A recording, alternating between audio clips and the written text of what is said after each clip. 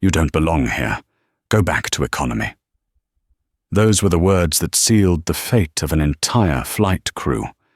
When Adrian Hayes, a man dressed in a faded hoodie and sweatpants, sat down in seat 1A, the head flight attendant didn't see a billionaire. She saw a target. She denied him water.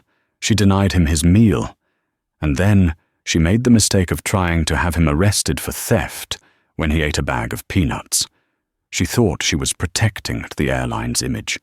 She didn't realize she was humiliating the man who had just bought the airline that morning. What happens when the person you're bullying signs your paycheck? You're about to find out in this brutal story of instant karma. The rain was hammering against the reinforced glass of JFK's Terminal 4, creating a grey, blurred curtain over the world outside. Inside, however, the air was conditioned to a crisp, sterile chill. Adrian Hayes adjusted the hood of his charcoal grey pullover. It was an old thing, frayed at the cuffs, with a small coffee stain near the hem that he hadn't bothered to wash out. To anyone glancing his way, he looked like a college student who had rolled out of bed too late for an 8 a.m. lecture, or perhaps a tired musician returning from a failed gig. He certainly didn't look like the man who had just spent the last 48 hours in a marathon negotiation session in a boardroom on Wall Street, finalizing the acquisition of a controlling stake in Stratos Global Airlines. He was exhausted. His eyes felt like they were packed with sand. All he wanted was to get on Flight 909 to London, recline the lie-flat seat in first class, and sleep for 7 hours until the wheels touched down at Heathrow. He walked toward the gate, clutching his boarding pass. The boarding process had just begun for Group 1. "First class and Diamond Medallion members, you are welcome to board," the gate agent announced. Adrian stepped into the priority lane. He was the first one there. Behind him, a line of suits, men in bespoke Italian tailoring, women with Louis Vuitton carry-ons, began to form. Adrian felt their eyes on his back. He was used to it. He preferred comfort over perception, especially when he was traveling alone. As he reached the scanner, the gate agent, a kind-faced woman named Beatrice, smiled. "Have a wonderful flight, Mr. Hayes. Seat 1A. "Thanks, Beatrice," Adrian mumbled, offering a tired smile. He walked down the jet bridge, the sound of his worn sneakers squeaking slightly on the metal floor.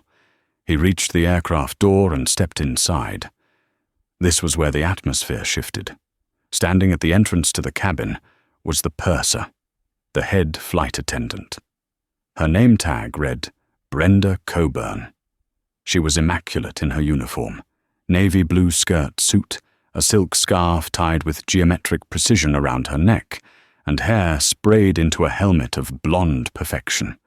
Her makeup was heavy, particularly the red lipstick that seemed applied with a paintbrush. Brenda was greeting passengers, or rather, she was greeting certain passengers. "Welcome aboard, Mr. Henderson," she cooed to the man behind Adrian, beaming a smile that showed all her teeth. Adrian stepped forward. He nodded at her. "Good evening." Brenda's eyes flicked to him. The smile vanished instantly, replaced by a look of sheer confusion, followed rapidly by disdain. She didn't speak. She didn't say, "Welcome." She simply looked at his hoodie, then down at his sweatpants, and then physically turned her body away from him to address the man behind him. "Right this way, sir," she said to the man in the suit, completely blocking Adrian's path for a second. Adrian paused.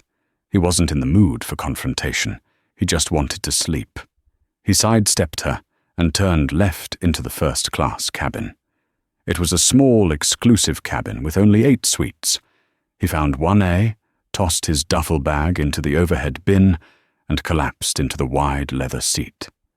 He pulled his headphones out of his pocket and closed his eyes, exhaling a long breath. A few minutes passed. The cabin filled up. There was the rustle of newspapers, the clinking of pre-flight champagne glasses. Adrian opened one eye. Across the aisle, in seat 1F, a man named Liam, a young tech entrepreneur type with flashy glasses, was already sipping a mimosa. The woman in 2A had a hot towel. Adrian realized he hadn't been offered anything. He sat up slightly. Brenda was moving through the cabin, holding a silver tray with crystal flutes of champagne and orange juice. She moved with practiced grace, leaning in to whisper politely to the passengers. She reached Liam. "Another top-up, sir?" "Please." Liam smiled. She poured the drink, bubbling and golden. Then she turned. She looked directly at Adrian. Their eyes locked. Adrian waited. He expected her to step forward, to offer him a drink, or at least a menu. Instead, Brenda turned on her heel and walked back toward the galley. Adrian blinked. Maybe she was out of glasses. He waited another 5 minutes. She returned with a fresh bottle, topped up the glass of a woman in 2F, and started to head back. "Excuse me," Adrian said. His voice was raspy from lack of sleep, but audible. Brenda stopped. She didn't turn fully. She just angled her head back, looking at him over her shoulder. "Yes?" "Could I get some water, please?" "No ice." Brenda stared at him for a beat too long. It wasn't a look of service. It was a look of appraisal. She sighed, a short, sharp puff of air through her nose. "We are currently serving the pre-flight welcome beverages, sir. The general water service begins after takeoff." Adrian frowned. "I see everyone else drinking champagne. I'm just asking for water. Those passengers are—" She paused, searching for a word, her eyes darting to his hoodie again. "Settled. I'll see what I can do once the cabin is secure." She walked away. Adrian sat back, baffled. He checked his ticket stub in his pocket. Seat 1A, first class. Paid in full. He wasn't an upgrade. He wasn't non-rev. He had paid $12,000 for this seat 3 days ago, before the acquisition was even public. He looked across the aisle. Liam, the guy in 1F, gave him a sympathetic cringe. "Rough start, huh?" Liam whispered. "Something like that," Adrian muttered. 10 minutes later, the boarding doors closed. The safety video played. Adrian was parched. His throat felt like sandpaper. He pressed the call button. A moment later, a younger flight attendant, a girl named Chloe, hurried over. She looked nervous. "Yes, sir. Can I help you?" "I just need some water," Adrian said. "Please." "Oh, of course." Chloe smiled instantly. "Still or sparkling?" "Still is fine." Chloe turned to head to the galley, but as she reached the curtain, she almost collided with Brenda. Adrian watched through the gap in the seats. Brenda grabbed Chloe's arm. She whispered something harsh, her face tight. Chloe looked back at Adrian, then down at the floor, nodding submissively. Brenda took the bottle of water from Chloe's hand and placed it back on the counter. She whispered something else, pointing a long, manicured finger at the economy curtain. Chloe came back to Adrian, empty-handed. Her face was flushed red. I'm so sorry, sir," she stammered, her voice trembling. We can't serve beverages right now. The pilot has ordered us to prepare for taxi immediately." "But you were just holding the bottle," Adrian said calmly. "It's policy," she whispered, looking terrified. "I'll bring it as soon as we reach altitude." She hurried away before he could argue. Adrian looked out the window as the plane began to push back. The engines whined to life. He wasn't angry yet. He was just observant. He knew how businesses ran. He knew that culture started from the top, but rot often festered in the middle management, and Brenda Coburn was clearly the rot.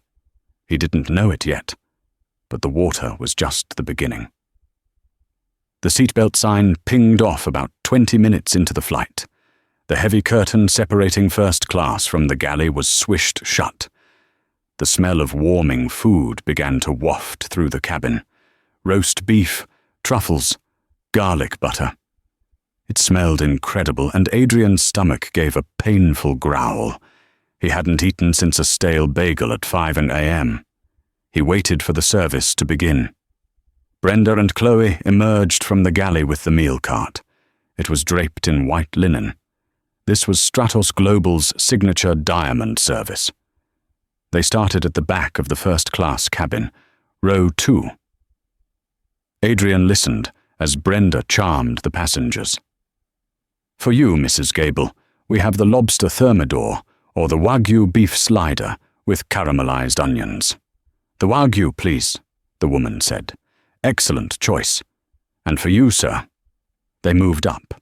They reached row 1. They reached Liam in 1F. Mr. Liam, Brenda purred. So good to see you again. We have the Wagyu, the lobster, or a delightful mushroom risotto today. Wagyu definitely, Liam said. Coming right up. Brenda placed the porcelain plate down, arranged the silverware, and poured him a glass of heavy red wine. Then she turned to Adrian. The cart was right there.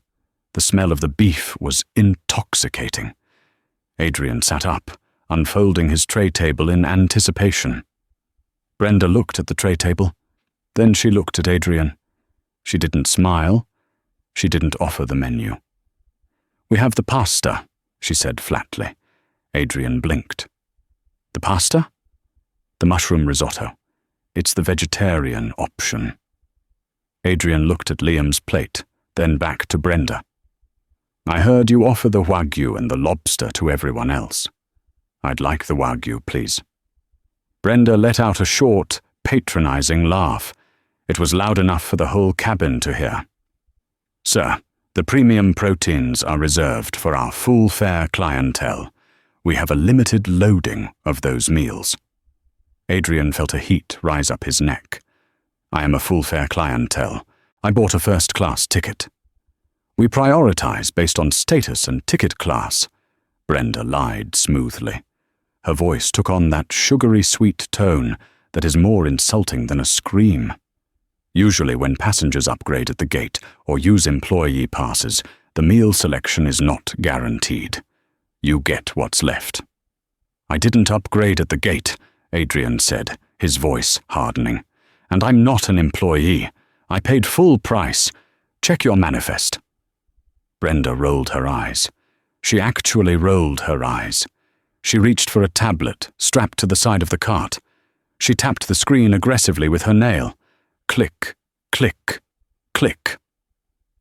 Mr. Hayes in 1A, she read aloud. She stared at the screen for a moment. Her brow furrowed slightly, then she cleared it. It says here, unspecified fare class.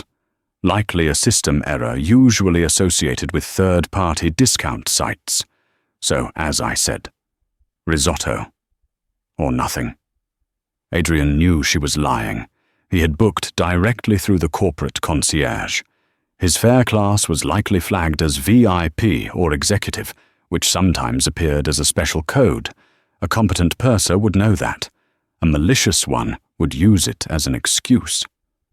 I'm allergic to mushrooms, Adrian lied. He wasn't, but he wanted to see how far she would go. Brenda shrugged. Then I can bring you a cheese plate from the economy snack selection. But that's all I can do. I have to save the premium meals for the intended guests. She looked pointedly at his hoodie again. The implication hung in the air like smoke. People dressed like you don't eat Wagyu. Liam across the aisle stopped eating. He lowered his fork. Hey, he said, leaning over. You can have my roll, and I think there's extra.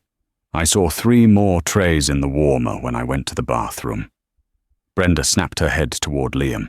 Sir, please enjoy your meal. Do not interfere with crew operations. It's a safety violation to exchange food across the aisle during service. Safety violation. It was such a blatant power trip that Liam actually laughed. You're kidding, right? I never kid about safety, Brenda hissed. She turned back to Adrian. Well, cheese plate, or are we done here? Adrian looked at her name tag again. Brenda Coburn. He memorized it. He memorized the shape of her face, the disdain in her eyes. "Fine," Adrian said quietly. "I'll take the cheese plate."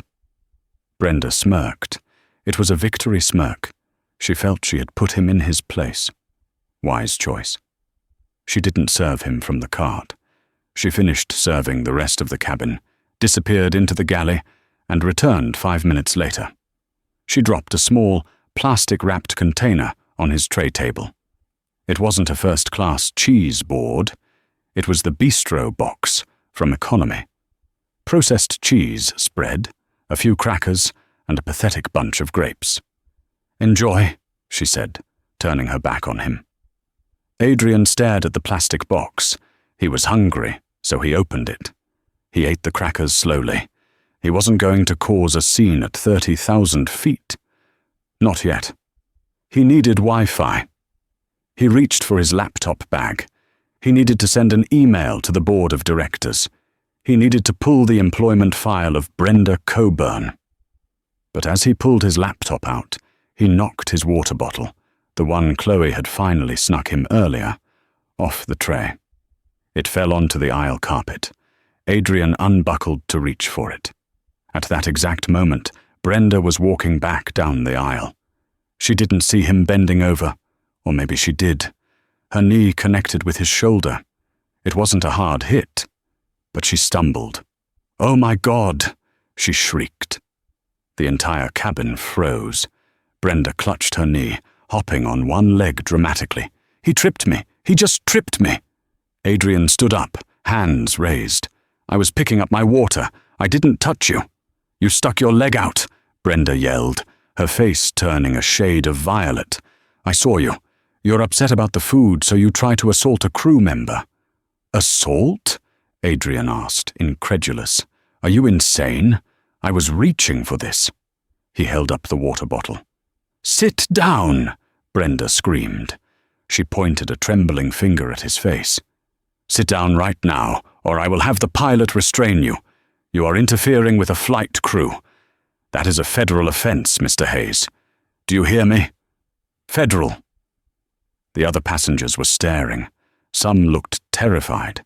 Others, like Liam, looked suspicious of Brenda. "This is unbelievable," Liam said loud enough to be heard. He was just picking up water. "Stay out of this, 1F, Brenda snapped. She turned back to Adrian, her eyes gleaming with a dangerous light. She had him now. She had created a narrative. The scruffy man in the hoodie was violent. He was unruly. "I'm going to write you up," Brenda spat. "And when we land, the police will be waiting. You're not just not getting dinner, Mr. Hayes. You're going to jail." She spun around and marched toward the cockpit, ripping the curtain open. Adrian sat back down. His heart was pounding, not from fear, but from a cold, hard resolve. He opened his laptop. He connected to the onboard Wi-Fi. He didn't check his email. He logged into the Stratos Global Administrative mainframe. He had been given the master override codes just 4 hours ago. He typed in the search bar, "Personnel, Coburn, Brenda." He hit enter. The file loaded. Adrian Hayes cracked his knuckles. "Okay, Brenda," he whispered to the screen. "Let's see who you really are." The war had just begun. The atmosphere in the first-class cabin had shifted from uncomfortable to oppressive. The silence was heavy, broken only by the hum of the jet engines and the occasional clink of silverware from passengers who were still allowed to eat. Adrian Hayes sat motionless in seat 1A. On his laptop screen, the personnel file of Brenda Coburn was a scrolling tapestry of red flags. Incident report, March 2019. Passenger complaint regarding verbal abuse. Status, dismissed, lack of evidence. Incident report, July 2021. Accusation of racial profiling. Status, settled internally. No disciplinary action. Performance review. 2023. Brenda manages the cabin with an iron fist. Efficiency is high, though warmth scores are low. Efficiency, Adrian muttered to himself. In the corporate world, That was often code for bullying.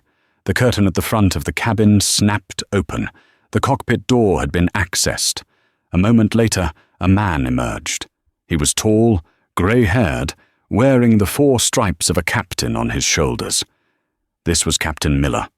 He looked tired, the kind of weariness that comes from flying transatlantic routes for 30 years. Behind him, looking like a tearful martyr, was Brenda. She pointed a shaking finger at Adrian. "That's him, Captain. The one in 1A. He kicked me, and now he's on his computer, probably logging a fake complaint to cover his tracks." Captain Miller adjusted his cap and walked over to Adrian's seat. He didn't look angry, just exhausted and bureaucratic. He loomed over Adrian, blocking the light from the overhead bin. "Sir," Captain Miller said, his voice deep and authoritative, "I need you to close your laptop and look at me." Adrian slowly lowered the screen, but he didn't close it. He looked up, meeting the captain's gaze calmly. "Captain, is there a problem?" "Miss Coburn tells me there was a physical altercation," Miller said. "She claims you tripped her while she was performing safety duties." "I dropped my water bottle," Adrian explained, keeping his voice level. "I bent down to pick it up. She walked into me. It was an accident. If anything, she wasn't watching where she was going." "He's lying!" Brenda shrilled from behind the captain. "He's been hostile since he boarded. He demanded champagne before we were even catering, and he refused the meal I offered him." Adrian almost laughed. "Refused the meal? Captain," Adrian said, "I was denied the meal service offered to every other passenger. I was given a box of crackers, and I haven't raised my voice once. You have cameras in the galley, don't you? Or witnesses? Ask the gentleman in 1F. Captain Miller glanced at Liam in 1F. Liam sat up, ready to defend Adrian. "Captain, he's right. She's been riding him since—" "Sir, stay out of this." Miller cut him off sharply. He turned back to Adrian. "Look, I don't have time to conduct a forensic investigation at 35,000 feet. My job is the safety of this aircraft. My purser tells me she feels threatened. That is a level 1 security concern." Miller reached into his breast pocket and pulled out a yellow card. It was a terrifying document for any traveler. The notice of violation of federal law. He placed it on Adrian's tray table, right next to the pathetic plastic box of grapes. "This is a formal written warning," Miller said. "It states that you have interfered with a flight crew member. If there is one more incident, if you so much as look at Miss Coburn the wrong way or press that call button unnecessarily, I will divert this plane to Gander or Shannon, and you will be removed by federal police. Do I make myself clear?" Adrian looked at the yellow card. It was the ultimate insult. He was the owner of the airline. He signed the checks that paid for the fuel, the maintenance, and the captain's pension, and he was being threatened with arrest on his own property. He looked at Brenda. She was standing behind the captain, and for a split second, the mask slipped. She smiled. It was a tiny, cruel curling of her lips. She had won. She had weaponized the captain against him. Adrian took a deep breath. He realized that arguing now was pointless. The captain was acting on the information he had, however flawed. To win this, Adrian had to let them hang themselves completely. "I understand, Captain," Adrian said softly. "I will not speak to her again." "Good," Miller said. "Keep your head down. We have 6 hours left. Don't make them the longest 6 hours of your life." Miller turned and went back to the cockpit. Brenda lingered for a second. She leaned in, her voice a whisper that only Adrian could hear. "You should have flown economy, trash." She spun around and snapped the curtain shut. Adrian stared at the yellow warning card.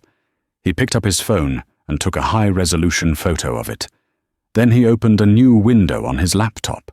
He wasn't just looking at personnel files anymore. He was accessing the Stratos Global Legal and Compliance mainframe. He began to draft a new document. It wasn't an email. It was a board resolution for immediate executive action. He typed in the header, subject, termination of employment for cause, gross misconduct. Location, Flight 909. Time, 4:18 Zulu. He left the name of the employee blank. For now, he needed one more thing. He needed undeniable proof of theft or gross negligence. Rudeness was hard to fire someone for. Unions were strong. But theft? Lying to a captain? That was immediate termination. He put his headphones on, but he didn't play music. He turned on the active noise cancellation pass-through mode, amplifying the sounds around him. He could hear the chatter in the galley. He heard Brenda's voice. Scared the hell out of him. Did you see his face? He won't ask for water again. He heard Chloe's timid voice. Brenda, aren't you worried? What if he complains? Let him complain, Brenda laughed. Who's corporate going to believe? A diamond medallion purser with 20 years of service? Or some hoodie-wearing nobody in 1A?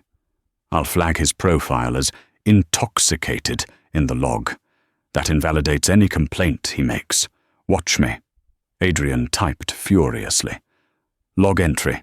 Purser conspiring to falsify flight logs regarding passenger sobriety. He had the audio. He just needed the visual. He sat back. His stomach growled again. The cheese and crackers were gone. He was starving. And a starving billionaire is a dangerous thing. 4 hours passed. The cabin lights were dimmed to a soothing blue-violet hue. Most passengers were asleep, sprawled out in their lie-flat beds under plush duvets. Adrian hadn't slept. He had been working. He had mapped out the entire organizational chart of the in-flight service department. He found out who Brenda's regional manager was. He found out that Brenda's sister worked in HR, which explained why her previous complaints had disappeared. He was building a case not just against her, but against the system that protected her. But biology was catching up with him. His blood sugar was crashing. He knew the rules. On international flights, there was a sky pantry, a basket of snacks set up in the galley for first and business class passengers to help themselves between meals. It was standard service. He waited until he saw Chloe walk down the other aisle to answer a call light. The galley should be empty. Adrian unbuckled his seatbelt. He moved slowly, his socks silent on the carpet. He walked to the front galley. The curtain was slightly open. He peered inside. Brenda wasn't there. Adrian stepped in. The galley was dimly lit. On the counter, he saw the remnants of the first-class feast he had been denied. There was a half-eaten tray of lobster thermidor sitting near the sink, crew meal likely. And there, in a wicker basket, were the snacks, bags of kettle chips, dark chocolate bars, and silver packets of roasted almonds. Adrian reached out. His hand hovered over a packet of almonds. It was a $2 bag of nuts. He grabbed it. "Don't move." The voice came from the jump seat in the corner, shrouded in shadow. Adrian froze. Brenda was sitting there, legs crossed, reading a magazine. She had been watching him the whole time. She stood up slowly, a predatory grin spreading across her face. "I knew it," she whispered. "I knew you were a thief." Adrian turned to face her, clutching the bag of almonds. "A thief? These are the complimentary snacks. They're for the passengers."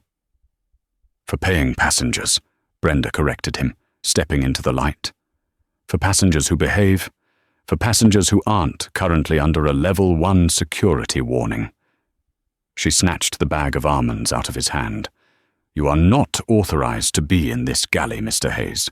You are violating the captain's order to remain in your seat." "The captain didn't order me to starve," Adrian said, his patience finally fracturing. "I am hungry. You refuse to serve me a meal. I am taking a snack. That is not a crime." Taking company property without permission is theft, Brenda declared. She reached for the interphone, the handset on the wall that connected to the cockpit and the rest of the crew. "You're going to call the captain because I tried to eat some almonds?" Adrian asked, incredulous. "Do you have any idea how ridiculous you sound?" "It's not about the nuts," Brenda hissed, her face inches from his. "It's about compliance. You don't respect authority, and I'm going to make sure you learn a lesson." She pressed the button. "Captain, this is the purser. We have a situation."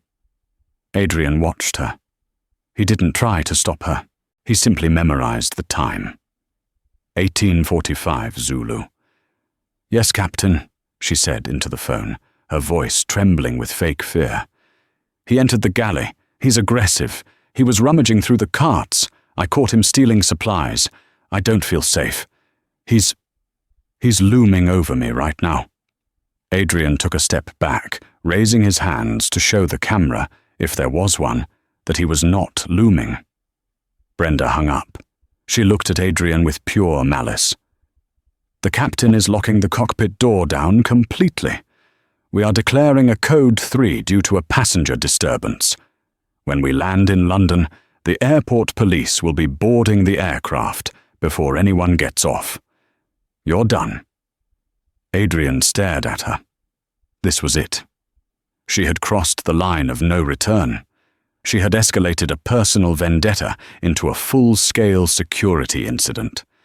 She was wasting police resources, delaying the flight disembarkation, and potentially traumatizing other passengers, all to satisfy her ego. "You realize," Adrian said quietly, "that once you declare a Code 3, there is a mandatory review of all flight deck audio and cabin logs? You just triggered an external investigation." Brenda laughed. "I write the logs, honey, and the captain backs me. You're just a guy in a hoodie. Nobody cares about you." She pointed to his seat. "Sit. Down. Now." Adrian turned and walked back to seat 1A. The cabin was waking up. The commotion had stirred people. Liam in 1F was awake, looking concerned. "Dude," Liam whispered. "What is going on? Did she just call the cops?" "She did," Adrian said, buckling his seatbelt. "For what?" "For trying to eat a bag of almonds." Liam shook his head. "That's insane. I'll testify for you, man. I recorded some of it on my phone. She's out of control." "Thank you, Liam," Adrian said. "But I don't think we'll need it." Adrian opened his laptop one last time. He had about an hour before landing. He needed to execute the final phase of his plan. He logged into the HR payroll system. He located the file for the entire crew of Flight 909. He saw the names: Purser, Brenda Coburn. Flight attendant, Chloe Evans. Flight attendant, Mark Davids. Captain, James Miller. He marked the file Brenda Coburn. Status, active. He moved his cursor to the status bar. He didn't change it yet. He wanted to do it face to face. He opened a new email window. He typed in the address of the chief operating officer of Stratos Global, a man named David Sterling. David was an old friend of Adrian's, and the man who currently thought he was running the airline until the acquisition paperwork was filed this morning. To D. Sterling, COO. From A. Hayes, CEO. Subject: urgent. Meet me at Heathrow Gate 42. David, I am currently on Flight 909, inbound to LHR. I have been assaulted, starved, and threatened with arrest by your purser, Ms. Coburn. Police have been called by the crew. Do not intervene with the police yet. Let them come. I want the full circus. However, bring the termination paperwork for the entire cabin crew, and bring my personal security detail. See you on the ground. Adrian." He hit send. The plane began its descent. The fasten seatbelt sign chimed. Brenda walked through the cabin one last time, doing her final checks. When she reached Adrian, she didn't check his belt. She simply leaned down and whispered, "I hope you like prison food. It's better than the risotto." Adrian looked out the window at the clouds breaking over London. He smiled. It was the first time he had smiled in 8 hours. "Brenda," he said, not looking at her. "What?" she snapped. "Make sure your uniform is pressed. You're going to be on the news tonight." Brenda frowned, confused for a second, then scoffed and walked away. She had no idea that the news wasn't going to be about an unruly passenger. It was going to be about the most public firing in aviation history. The landing gear dropped with a heavy thud. The runway approached. The Karma was about to hit, and it was going to hit harder than a 747 touching down on tarmac. The wheels of the massive aircraft kissed the tarmac at Heathrow with a violent shudder, followed by the roar of reverse thrusters. To most passengers, it was the sound of arrival. To Adrian Hayes, it was the sound of the cage door closing. The plane taxied for what felt like an eternity. The cabin remained dark, the mood somber. Usually upon landing, there is a collective sigh of relief. The sound of seatbelts clicking open, people rushing to grab bags. But not today. As the plane came to a halt at Gate 42, the fasten seatbelt sign did not turn off. Instead, the intercom crackled to life. It was Brenda's voice. She didn't sound like a service professional anymore. She sounded like a warden. "Ladies and gentlemen, please remain seated with your seatbelts fastened. We have a security situation that requires the authorities to board the aircraft. Do not stand up. Do not open the overhead bins. We appreciate your cooperation." A ripple of murmur went through the cabin. People were craning their necks. "Is it a bomb?" someone whispered in row 3. "No, it's that guy in 1A, someone else replied. "The one in the hoodie." Adrian sat perfectly still. He could feel the eyes of the entire first-class cabin boring into the back of his head. He looked out the window. Down on the tarmac, he saw the flashing blue lights of 2 police cruisers parked near the jet bridge stairs. The aircraft door opened. The cold, damp London air rushed in, mixing with the stale cabin air. Heavy boots thudded against the floorboards. 2 officers from the Metropolitan Police entered. They were imposing figures in high-visibility jackets, tasers on their belts. One was older, a sergeant named Graham, with a face carved from granite. The other was younger, Officer Price. Brenda was waiting for them.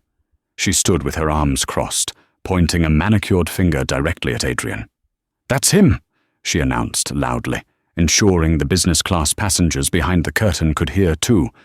"Seat 1A. The unruly passenger. He's the one who assaulted me and attempted to steal from the bonded stores." Sergeant Graham nodded grimly. He walked down the aisle, his presence filling the small space. He stopped at Adrian's seat. "Sir," Graham said, his voice a low baritone, "I need you to unbuckle your seatbelt and stand up slowly.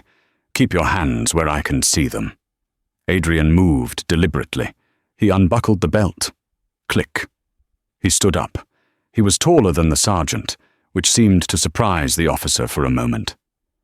"Am I under arrest?" Adrian asked calmly. "You are being detained for questioning regarding an incident of air rage and theft," Graham said. "Turn around." Adrian turned. He felt the officer's hands patting him down, shoulders, waist, legs. It was a humiliation ritual.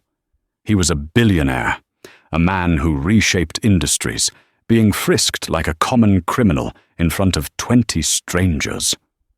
Across the aisle, Liam stood up. "Hey, this is ridiculous!" "Sit down, sir," Officer Price barked, his hand resting near his belt. "No, I won't sit down," Liam shouted, holding up his phone. "I have video. That flight attendant has been bullying him for 7 hours. She denied him food. This man didn't do anything but ask for water." "Sir, if you do not sit down, you will be detained for obstruction," Graham warned, not looking back. Adrian caught Liam's eye. He gave a small, imperceptible shake of his head. "Don't get involved, Liam. I've got this." Liam hesitated, then sank back into his seat, fuming. "Let's go," Graham said, gripping Adrian's arm. They began the walk. It was the longest walk of Adrian's life.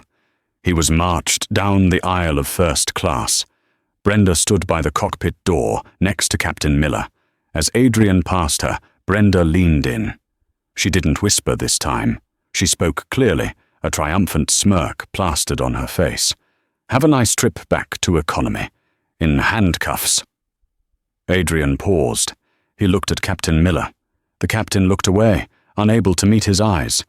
Miller knew, deep down, that this was excessive, but he had chosen to protect his crew over a passenger.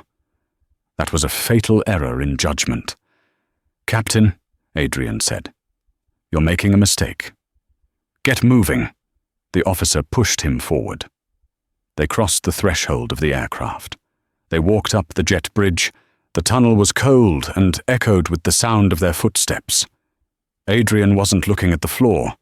He was looking ahead, toward the glass doors of the terminal. He was looking for a specific face. He knew that once he crossed those glass doors, the jurisdiction shifted. He was no longer in the sky. He was on the ground. And on the ground, Adrian Hayes was a god. The holding area at Gate 42 was a sterile expanse of grey carpet and uncomfortable metal chairs. The airline staff had cleared the immediate area, creating a makeshift interrogation zone. The police officers marched Adrian into the center of the waiting area. They didn't handcuff him yet, but they stood on either side of him, effectively boxing him in. Brenda and the rest of the crew, Chloe, Mark, and Captain Miller, followed them off the plane. They carried their luggage, looking like a victorious army returning from battle. Brenda was already on her phone, likely texting her friends about the drama. "Okay," Sergeant Graham said, pulling out a notebook. "Let's get statements. Captain?" Captain Miller stepped forward, looking uncomfortable. "Officer, the purser, Ms. Coburn, reported that the passenger was aggressive. He made physical contact, a kick, and was later found raiding the galley against crew orders." "Is this true?" Graham asked Brenda. Brenda stepped forward, breathless with performative outrage. "It's absolutely true, officer. He was hostile from the moment he boarded. He demanded upgrades he didn't pay for. When I refused, he tripped me. I have a bruise on my knee. And then, during a Code 3 lockdown, he tried to steal alcohol and nuts from the galley. I felt unsafe. I thought he was going to attack me." She wiped a non-existent tear from her eye. It was an Oscar-worthy performance. Graham turned to Adrian. "Sir, these are serious accusations. Assault on a crew member carries a prison sentence." Adrian stood silently. He wasn't looking at Graham. He was looking past the police, toward the far end of the terminal concourse. A group of men was approaching.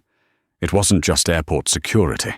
It was a phalanx of 6 men in dark, tailored suits, moving with the synchronized urgency of a presidential detail.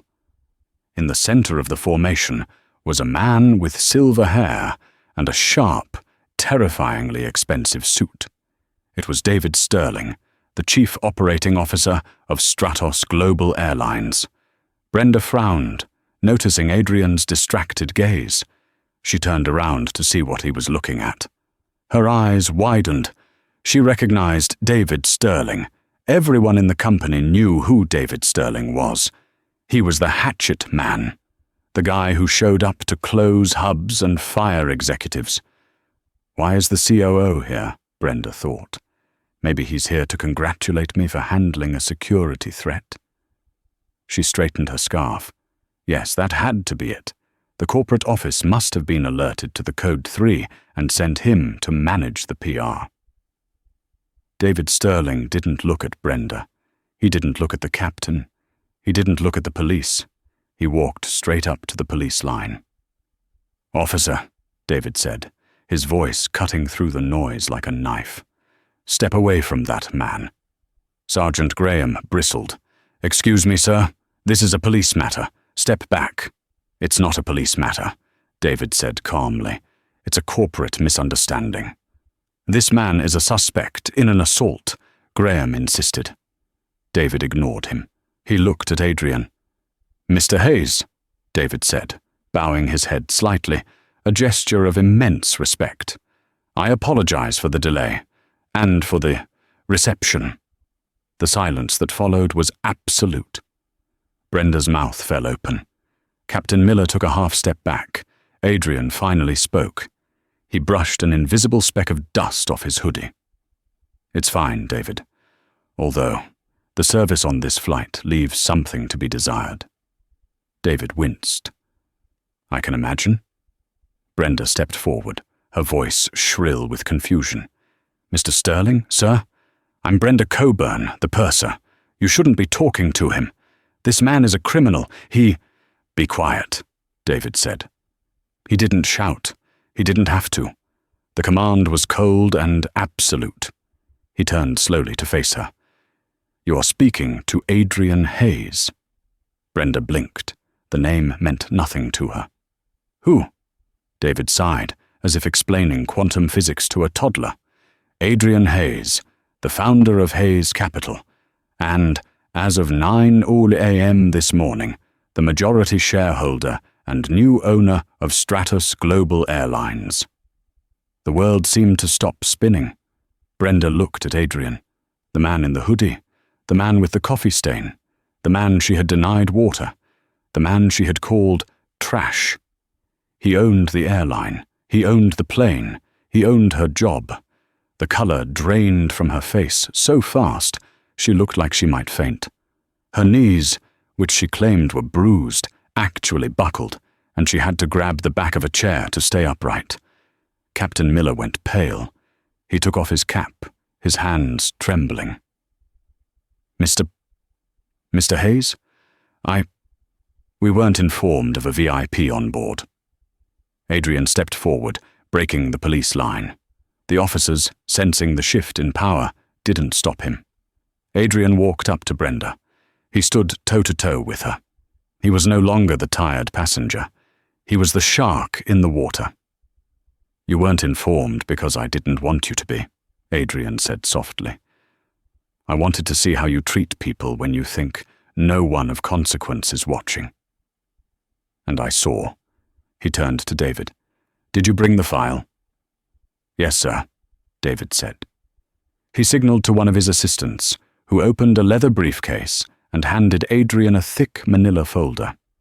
Adrian took the folder. He weighed it in his hands. He looked at the police officers.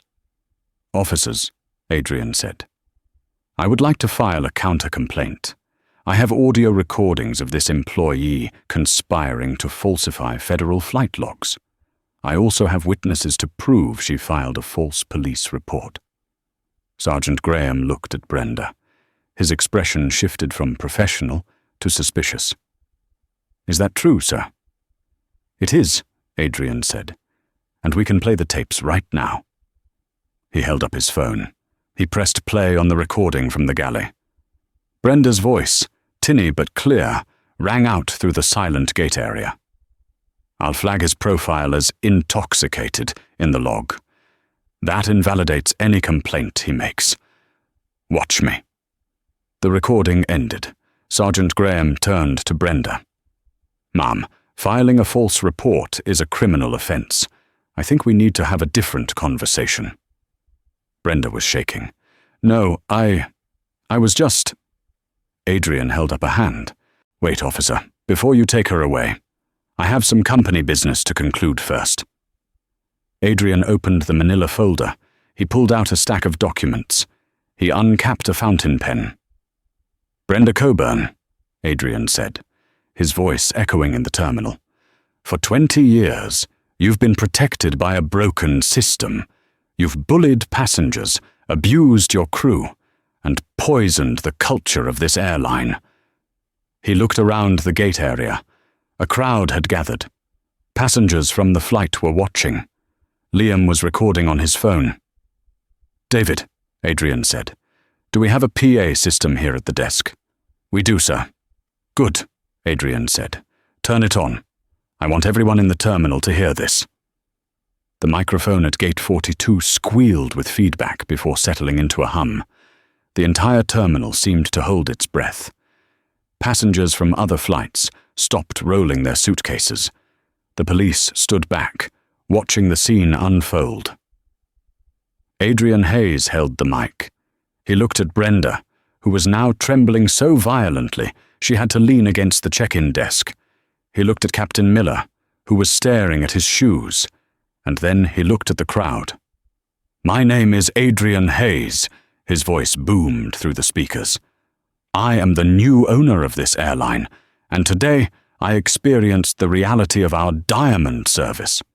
He turned to Brenda. "Brenda Coburn," he said, his voice devoid of emotion. "You represent everything that is wrong with this company. You judge based on appearance. You bully based on perceived status. And you lie to protect your ego."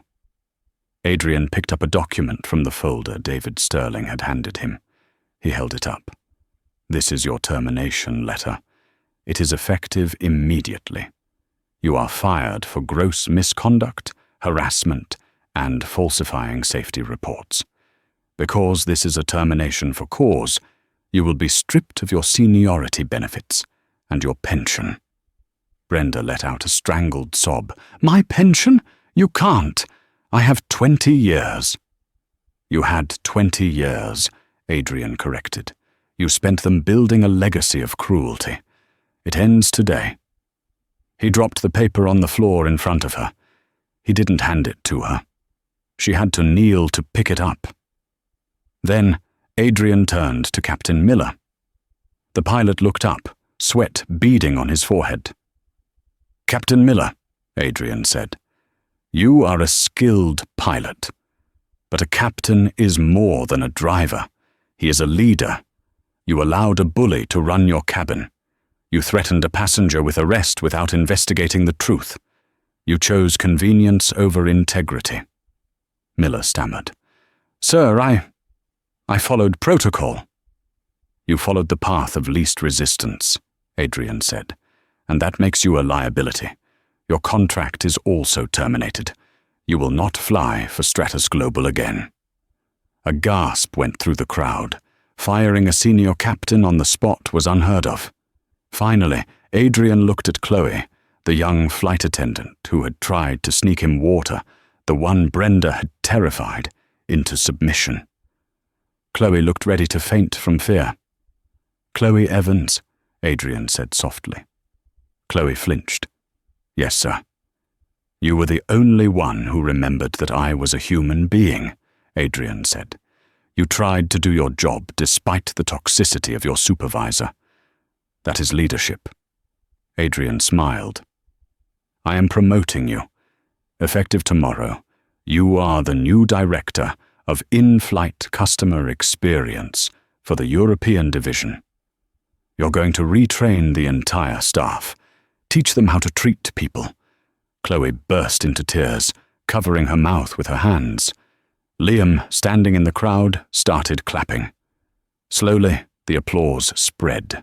The passengers who had witnessed Brenda's tyranny began to cheer. But the karma wasn't finished yet. Sergeant Graham stepped forward. He placed a hand on Brenda's shoulder. "Brenda Coburn," he said, "based on the evidence provided by Mr. Hayes, you are under arrest for filing a false police report and wasting police time. You have the right to remain silent." The sound of the handcuffs ratcheting shut was louder than the applause. Click, click. Brenda was led away, weeping, dragging her feet, as she was marched past the very passengers she had sneered at for years. She looked at Adrian one last time, pleading with her eyes. But he had already turned his back. He was discussing the flight schedule with David Sterling. The king had returned to his throne. The court had been cleansed. The story didn't end at the airport. Liam's video of the confrontation went viral within hours, racking up 12 million views on Twitter and YouTube. The hashtag #ThePajamaBillionaire trended worldwide for 3 days. Stratos Global's stock initially dipped, but then surged as Adrian announced a complete overhaul of the company culture. He implemented a new policy. Respect is the only currency that matters.